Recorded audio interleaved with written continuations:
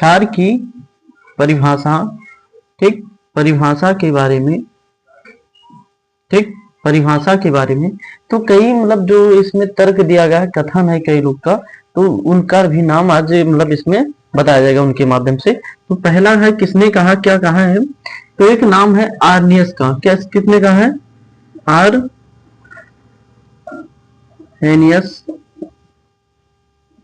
Arrhenius, Arrhenius ने क्या कहा है कि क्षार वह पदार्थ होते हैं, जैसे मान लीजिए कि क्षार वह पदार्थ हैं जो जल में घुलकर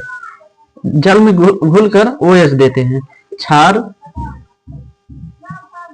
वह पदार्थ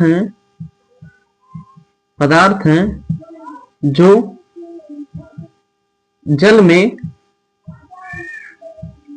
घुलकर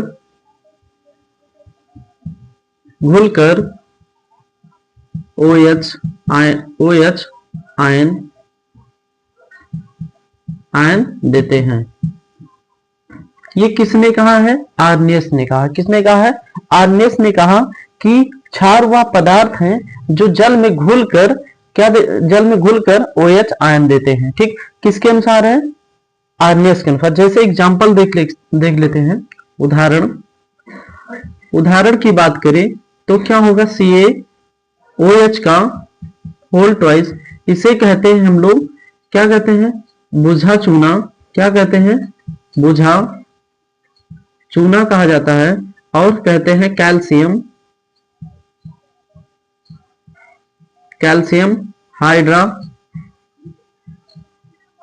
हाइड्रोक्साइड, ठीक, इसे कहा जाता है। दूसरा क्या है, जैसे आपने पढ़ा होगा, फिर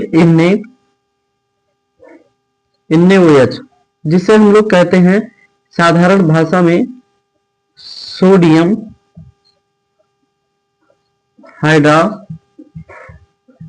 हाइड्रोक्साइड, ठीक। और एक नाम, दूसरा नाम आता है इसमें कॉस्टिक सोडा के नाम से भी जानते हैं। किस नाम से, कॉस्टिक सोडा भी कहा जाता है इसे, ठीक। क्या कहा जाता है, कॉस्टिक सोडा। और जैसे नाम आता है, जैसे तीसरा NH4OH, इसे कहते हैं अमोनिया हाइड्रोक्साइड। क्या कहते हैं, अमोनिया हाइड्रोक्साइड, ठीक। और इन नामों से जाना जाता है। अब जैसे इसका मतलब क्या हुआ, वह क्षार पदार्थ है जो जल में घुलकर OH आयन देता है। जैसे मान लीजिए इसमें NaOH, ठीक। अब किसके उपस्थिति में, जल में, मतलब H2O की उपस्थिति में, ठीक। Na तो क्या हो जाएगा, Na प्लस OH क्या दे रहा है, O आयन दे रहा है, ठीक। तो हमारा कहना का मतलब है क्या, जल में घुलकर क्या देता है, OH आयन देता है। अब दूसरे कथन के अनुसार आगे बढ़ते हैं। दूसरा क्या कहा है, दूसरे के अनुसार है, दूसरे के अनुसार इसमें क्या है, इसे रफ कर दिया जाता है,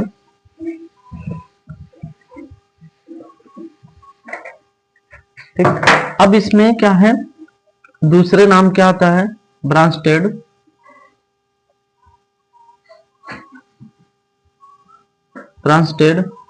यूम लॉरी।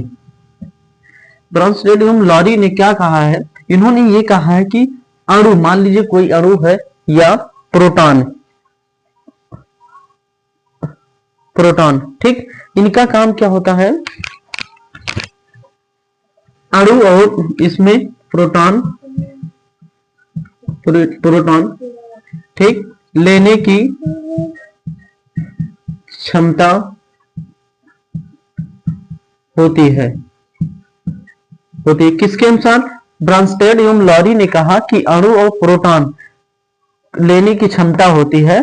किसने कहा, ब्रांस्टेड एवं लॉरी के अनुसार है। इन्होंने ये बताया कि जो अणु होते हैं प्रोटॉन, इनके मतलब अंदर क्या होती है, लेने की क्षमता होती है, मतलब क्षार में, ठीक। अब दूसरा कि इसका एग्जांपल देखेंगे, जैसे मान लीजिए एग्जांपल, उदाहरण, NH3+ H, ठीक। अब ये क्या है, अणु और प्रोटॉन है, क्या है, अणु।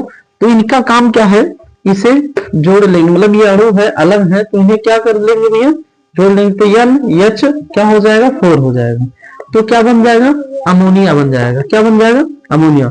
ऐसे जैसे मान लीजिए OH, ये अलग अलग है, OH माइनस+ ये, ठीक।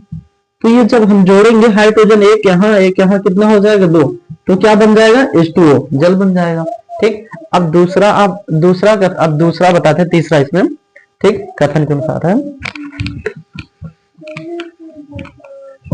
अब तीसरा क्या है, लुईस के अनुसार, किसने कहा है,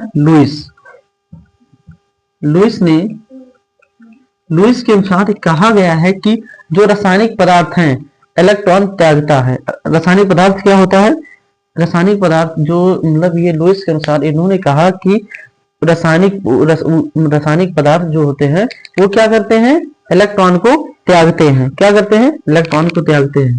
इन्होंने कहा वे रासायनिक पदार्थ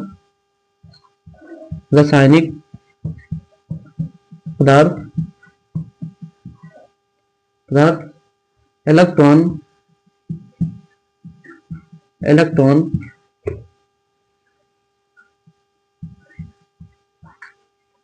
त्यागते हैं, ठीक। तो उस किसने कहा, ये लुईस ने बताया कि वे रासायनिक पदार्थ जो इलेक्ट्रॉन को क्या करते हैं, त्याग देते हैं। जैसे मान लीजिए अमोनिया,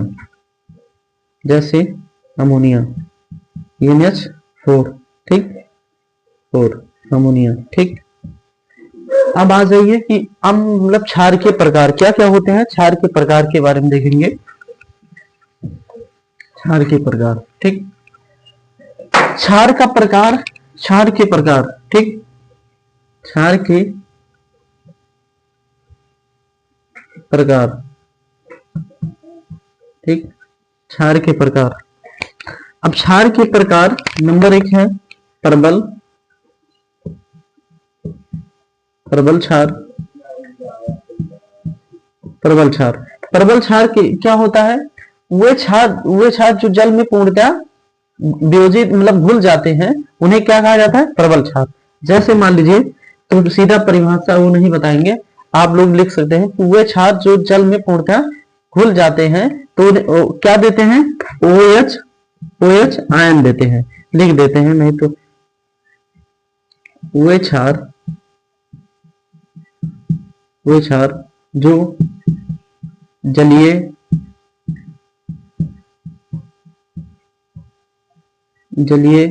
विलयन में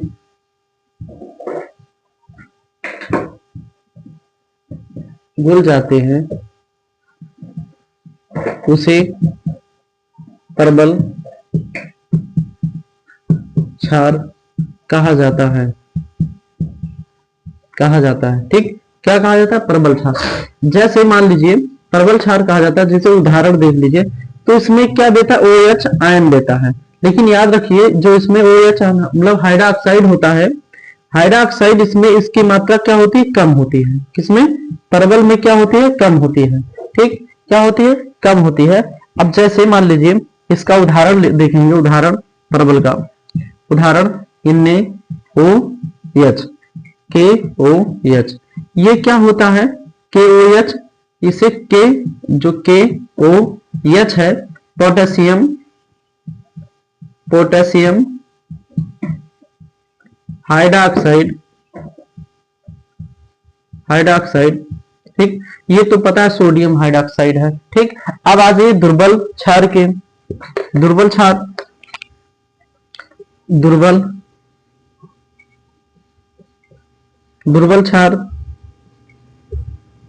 क्षार में क्या होता है, अब इसी के विपरीत वे क्षार जो जलीय विलयन में कम घुलनशील होते हैं, जैसे मान लीजिए कि कम घुलनशील होते हैं, जैसे मान लीजिए जल में कम घुलते हैं, जैसे CaOH का होल ट्वाइस, कैल्शियम हाइड्रोक्साइड, ठीक। दूसरा क्या है, ये हो जाएगा, दूसरा फिर क्या हो जाएगा, NH क्या हो जाएगा, NH NH4OH। ये क्या होते हैं? जल में कम घुलनशील होते हैं।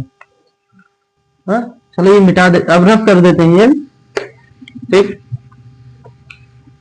अब ये तीसरे पार्ट, ये तीसरे सांद्र क्षार, सांद्र क्षार, सांद्र क्षार। ठीक, सांद्र क्षार किसे कहा जाता है? जैसे मान लीजिए कि सांद्र क्षार, सांद्र क्षार किसे कहते हैं? जो जलीय विलयन में, जो जलीय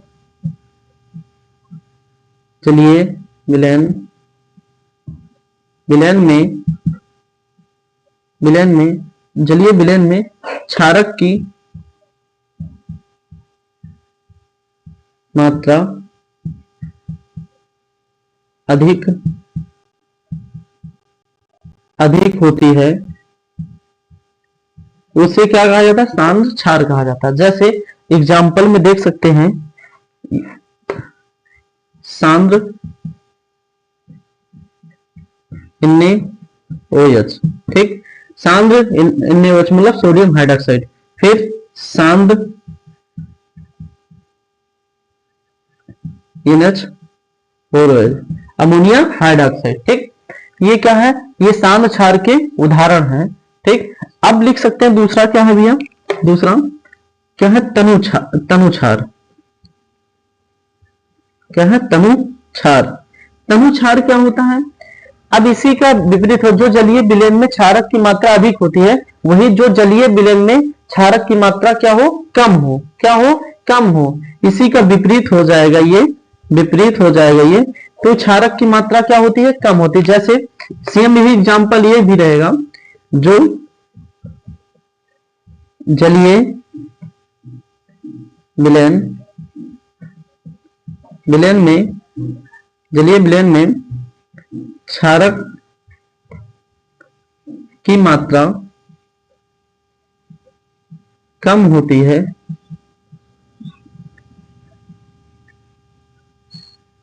है, उसे क्या कहा जाता है? तनु क्षार कहा जाता है। जैसे उदाहरण, तनु क्षार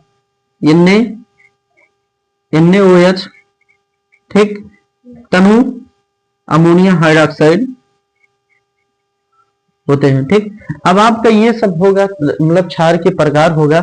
आज अब फिर इसके बाद पढ़ेंगे, आज एक दो मतलब सवाल टॉपिक पढ़ेंगे, जैसे अम्ल के उपयोग होगा। आप क्षार के उपयोग के बारे में पढ़ेंगे। इसे रख कर देते हैं। अब क्षार के उपयोग के बारे में, क्षार के उपयोग, क्षार के उपयोग। अब जो क्षार के उपयोग है, पहला क्या है? जैसे NaOH। अब NaOH किसका सूत्र है? इसे दो नाम से कह सकते हो, कास्टिक सोडा भी कह सकते हो। इसे क्या कहते हैं? Caustic soda. दूसरा नाम इसे क्या कहते हैं? जैसे सोडियम हाइड्रोक्साइड के नाम से जाना जाता है। ठीक, इसका उपयोग कहां पे होता है? जैसे कागज बनाने में, पेट्रोल शोधन में होता है। ठीक, पेट्रोल शोधन में, और कपड़े के निर्माण में भी होता है। कपड़े के निर्माण और इसका साबुन के निर्माण में अपमार्जक के रूप में भी प्रयोग किया जाता है। लेकिन ये जो क्षार के उपयोग का पाठ है, इसे आपको दूसरे वीडियो में बताया जाएगा। आप लोग चैनल को लाइक, सब्सक्राइब, शेयर और कमेंट करिएगा। तो जैसे हम कमेंट करिएगा तो हर एक क्लास मिलती रहेगी। इसी क्लास के साथ समाप्त करते हैं।